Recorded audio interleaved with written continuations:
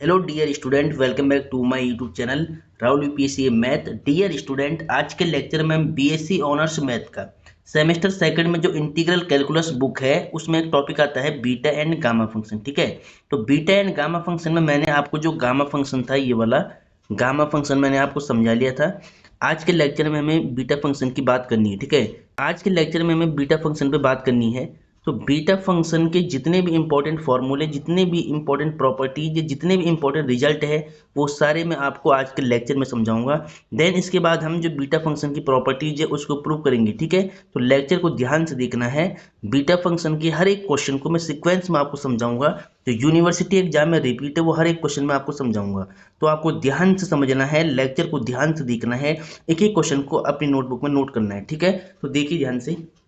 तो dear student, सबसे पहले बीएससी ऑनर्स मैथ है, तो देखिए ध्यान से। अब सबसे पहले हमें पढ़ना है बीटा फंक्शन के बारे में। ठीक है, तो यहाँ पर मैंने डेफिनेशन लिखा है, डेफिनेशन ऑफ बीटा फंक्शन। तो डेफिनेशन क्या होती है?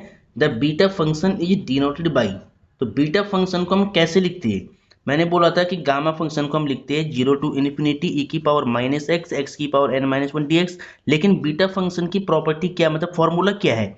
बीटा फंक्शन का डेफिनेशन क्या, स्टैंडर्ड डेफिनेशन क्या, वो देखिए कि बीटा एम कॉमा एन। ठीक है, बीटा फंक्शन को हम कैसे लिखते हैं?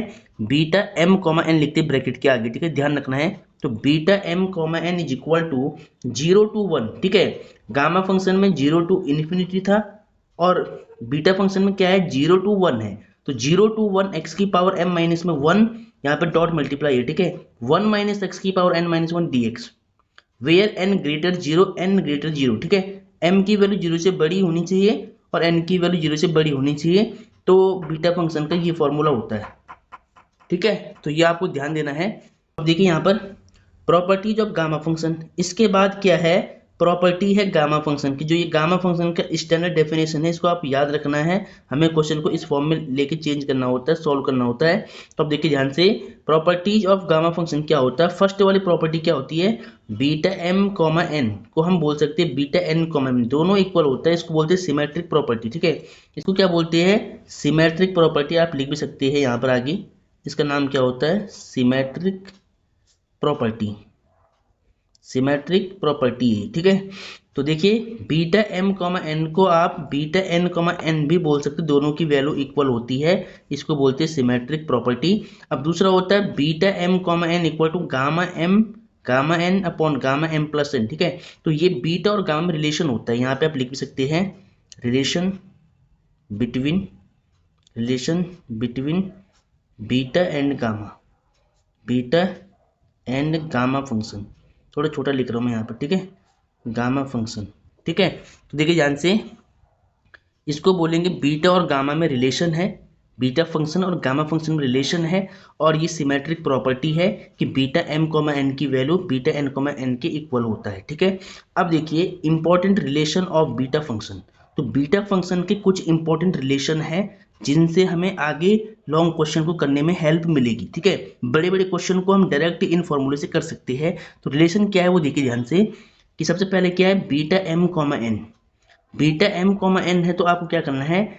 0 टू इन्फिनिटी, लिमिट क्या है? 0 टू इन्फिनिटी एक्स की पावर एन माइनस में 1 अपॉन 1 प्लस एक्स की power m plus n d x. ये इक्वल होता है 0 टू इन्फिनिटी एक्स की पावर एम माइनस में 1 अपॉन 1 प्लस एक्स की power m plus n d x. देखिए इन दोनों में अंतर क्या है? देखिए यहाँ पर क्या एक्स की पावर एन माइनस में 1 है और यहाँ पर क्या एम माइनस में 1 है, यानी एन की जगह आप एम रख सकते हैं। ठीक है, एन की जगह आप एम रख सकते हैं, बाकी देखिए सेम है। तो ये दोनों वैल्यू इक्वल होती है, आपको ध्यान रखना है। ठीक है, तो अब यहाँ पर देखिए सेकंड वाली प्रॉपर्टी क्या है कि beta m comma n equal to 0 to 1 x की पावर एम माइनस में 1 प्लस एक्स की पावर एन माइनस में 1 अपॉन में 1 प्लस एक्स की power m plus n d x है। अब देखिए यहाँ पर क्या हुआ है, इन दोनों रिजल्ट को आपने ऐड किया है। ठीक है, देखिए इसको और इसको आपने ऐड कर दिया है। तो ऊपर देखिए एक्स की पावर एन माइनस में 1 है, यहाँ पर देखिए ये रहा, और एक्स की पावर एम माइनस में 1 ये रहा। इन दोनों को ऐड किया है, दोनों का डिनोमिनेटर सेम है। देखिए 1 प्लस एक्स की power m plus n, 1 plus x की पावर एन प्लस एन, दोनों में सेम ही है, तो वो सेम रख दिया। बस लिमिट यहाँ पर थोड़ा याद रखना है, इस रिजल्ट में क्या हुआ है, यहाँ 0 टू इन्फिनिटी है, यहाँ पर 0 to 1 है। ठीक है, ये सारे फॉर्मूले बता रहा हूँ, रिलेशन बता रहा हूँ इंपॉर्टेंट, जो आपको याद रखने पहले, ठीक है। तो देखिए यहाँ पर ये वाला फॉर्मूला भी आपको याद करना है। अब इसको देखिए, beta m comma n equal to 2 × 0 to π/2। अब ये ट्रिग्नोमेट्रिक फंक्शन की एक इंपॉर्टेंट प्रॉपर्टी है, इसको ध्यान से करिए। इसके बेस पर हम लॉन्ग क्वेश्चन को सॉल्व करेंगे जो एग्जाम में यूनिवर्सिटी में 10 मार्क्स में पूछी जाती है, ठीक है। तो 2 × 0 to π/2 साइन की पावर 2m माइनस में 1 थीटा और कॉस की power 2n minus 1 theta D theta, ठीक है। बीटा एम कॉमा एन की वैल्यू ट्रिग्नोमेट्री की फॉर्म में हम इस फॉर्मूले से देते हैं, तो इस फॉर्मूले को भी आपको याद रखना है, कहीं ना कहीं लॉन्ग क्वेश्चन को करने में आपकी हेल्प होगी, ठीक है। तो डियर स्टूडेंट, ये रिलेशन है बीटा एंड गामा फंक्शन पर। अब मैं ये सारे रिलेशन आपको प्रूव करा के दिखाऊंगा, ठीक है। तो आज के लेक्चर में हम क्या करेंगे, beta m comma n equal to beta n comma m के इक्वल होता है, यानी जो फर्स्ट वाली प्रॉपर्टी है इसको हमें प्रूव करना है, जिसको हम बोलते हैं सिमेट्रिक प्रॉपर्टी, ठीक है। तो आज के लेक्चर में हम सिमेट्रिक प्रॉपर्टी को प्रूव करके आपको दिखाएंगे। तो पहले आप इसको नोट कर ले। अब डियर स्टूडेंट ध्यान से देखिए, ये फर्स्ट वाली प्रॉपर्टी है जिसको बोलते हैं सिमेट्रिक प्रॉपर्टी, ठीक है। इसको हमें प्रूव करना है, तो ध्यान से देखिए प्रूव क्या करना है। देखिए, prove that beta m comma n equal to beta n comma n, यानी ये दोनों इक्वल होता है, ठीक है। तो हम क्या करेंगे, सबसे पहले सॉल्यूशन में लिखेंगे, ठीक है। तो हम यहाँ पे लिखेंगे if m greater 0 n greater 0 then the beta function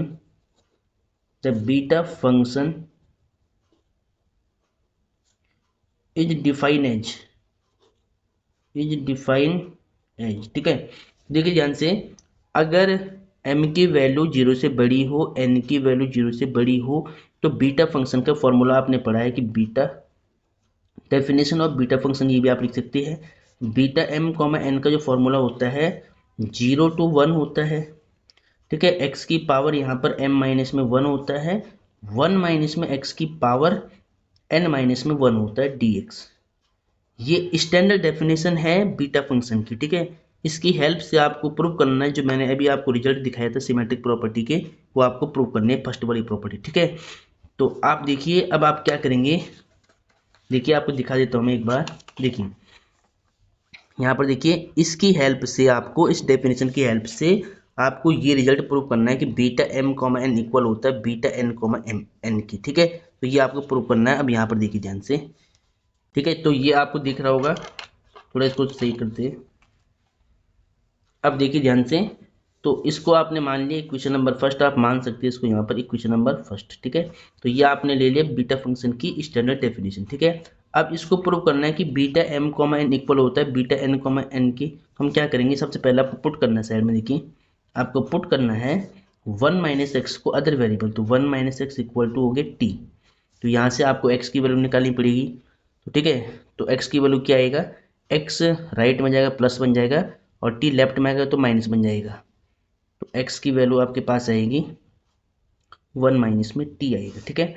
अब इसको डिफ्रेंशिएट करना है, differentiation with respect to x. तो एक्स का क्या होगा, डी एक्स, 1 का 0 और टी का माइनस में डी टी, ठीक है। अब आप फंक्शन को चेंज कर रहे हैं तो आपको लिमिट भी चेंज करनी पड़ेगी। तो हम क्या करेंगे, व्हेन जब x की लोअर लिमिट क्या है, x इक्वल टू 0 है, तो देन तब t की लोअर लिमिट कितनी होगी। देखिए x की वैल्यू 0 यहाँ पे किया, तो 0 इधर आएगा तो 1, तो 0 पे कितनी हो रही है, 1 हो रही है, ठीक है। व्हेन जब x की अपर लिमिट देखिए कितनी है, 1 है, तो देन तो t कितना होगा तब। देखिए x की वैल्यू अगर 1 है तो 1 से 1 कटेगा तो t की वैल्यू 0 हो जाएगी, ठीक है। तो आपने लिमिट भी चेंज कर दी है, आपने फंक्शन भी चेंज कर दिया, ठीक है। अब आपको सारी वैल्यू यहाँ पर पुट करनी है, ठीक है, फ्रॉम फर्स्ट इक्वेशन में। तो beta m comma n equal to, यहाँ पे देखिए 0 to 1 दिया हुआ है, तो 0 पे कितना है, 0 पे t है 1, 0 पे t है 1, और 1 पे कितना है, t 0 है, तो 1 पर क्या है, 0 है, ठीक है। अब देखिए x की वैल्यू क्या, x की वैल्यू है 1 माइनस में t, तो x के प्लेस पर आपको रखना है 1 माइनस में t, ऊपर पावर क्या है, m माइनस में 1 है, मल्टीप्लाई में 1 माइनस एक्स को आपने t लेट किया है, तो इसके पूरे के प्लेस पे t आएगा, और ऊपर पावर n माइनस में 1 है, और dt कितना है, dt है माइनस का, dx कितना है, माइनस का dt है, तो dx के प्लेस पर माइनस का dt आएगा, ठीक है। अब देखिए beta m comma n is equal to, अब देखिए आपने इंटीग्रेशन की एक प्रॉपर्टी पढ़ा है कि अगर अगर मान लो A to B F X D x है, और ठीक है एफ एक्स डी एक्स है, अगर आप लिमिट का इंटरचेंज करती है तो माइनस आ जाता है बाहर। ठीक है, तो देखिए अगर आपको ए ऊपर लिखना हो बी नीचे लिखना हो और एफ एक्स डी एक्स ये तो सेम ही रहता है, बस क्या होता है कि माइनस नेगेटिव सिंबल यहाँ पर आ जाता है। ठीक है, अगर लिमिट आप उल्टी कर देते रिवर्स कर देती है तो यहाँ पर माइनस आता है। अगर इस माइनस को आपको ख़त्म करना है तो वापस लिमिट को चेंज कर दो तो माइनस यहाँ से हट जाएगा। ठीक है, तो वही बात मैं यहाँ पर करूँ, देखिए ध्यान से, इस माइनस को हटाने के लिए मैं लिमिट का इंटरचेंज कर रहा हूँ, यानी लिमिट को चेंज कर रहा हूँ। ठीक है, तो 1 ऊपर और 0 नीचे। ठीक है, अब देखिए 1 माइनस में t है और यहाँ पे देखिए m माइनस में पावर है और यहाँ पर देखिए t की पावर है n माइनस में 1 और यहाँ पे बचा है dt। ठीक है, ये आपके पास इतना बच गया है। अब ध्यान दीजिएगा बीटा m कॉमा n, इसको हम थोड़ा सही से लिख सकते हैं। सबसे पहले हम क्या करेंगे, सबसे पहले हम t की पावर n माइनस में 1 लिखेंगे और फिर हम 1 माइनस में t की पावर m माइनस में 1 लिखेंगे और dt बाद में लिखेंगे। ठीक है, अब देखिए, अब बीटा m कॉमा n को ध्यान से देखिए आप, देखिए अब देखिए ये पूरा जो स्टैंडर्ड फॉर्म है ये बीटा फंक्शन के स्टैंडर्ड फॉर्म से मैच हो गया है। जो ये एक्सप्रेशन है ये बीटा फंक्शन के स्टैंडर्ड फॉर्म से मैच हो रहा है। देखिए 0 to 1 0 to 1 है, x की पावर क्या है यहाँ पर m माइनस में 1 है और यहाँ पर क्या है x, यहाँ पर t की पावर क्या n माइनस 1 है। 1 माइनस एक्स से 1 माइनस टी है, यहाँ पर n माइनस में 1 है तो यहाँ पर m माइनस में 1 है, यानी पूरा ये फॉर्म बिल्कुल इससे मैच हो रहा है। अगर यहाँ m होता है और बाद में n होता है तो यहाँ लिखते हैं बीटा m कॉमा n। अगर यहाँ पहले n है बाद में m है तो इस पूरी डेफिनेशन को हम क्या लिख सकते हैं, बीटा पहले n आ रहा तो n लिख दो, फिर यहाँ बाद में m आ रहा तो फिर m लिख दो। तो देखिए beta m comma n equal होता है beta n comma n m की। ठीक है, देखिए ध्यान से जो बीटा m कॉमा n होता है equal beta n comma m क्यों होता है, क्योंकि अगर यहाँ पहले n आ रहा है तो पहले n आएगा, बाद में m आ रहा तो बाद में m आएगा। यहाँ पहले देखिए m आ रहा था तो यहाँ पहले m है, बाद में n था तो n है। ठीक है, तो यानी ये फर्स्ट वाली प्रॉपर्टी है जो आपने प्रूव कर दिया है, this is called symmetric property. आप यहाँ पे बोल सकते हैं this is called symmetric property, symmetric property. तो एग्जाम में ये प्रॉपर्टी प्रूफ करने के लिए आती है, तो इसको ध्यान से आपको सॉल्व करना है। तो होपफुली आपको फर्स्ट वाली प्रॉपर्टी को प्रूफ करना आया होगा। इंपॉर्टेंट है, एग्जाम में कई बार रिपीट है, तो इसको नोट करिए पहले एक बार।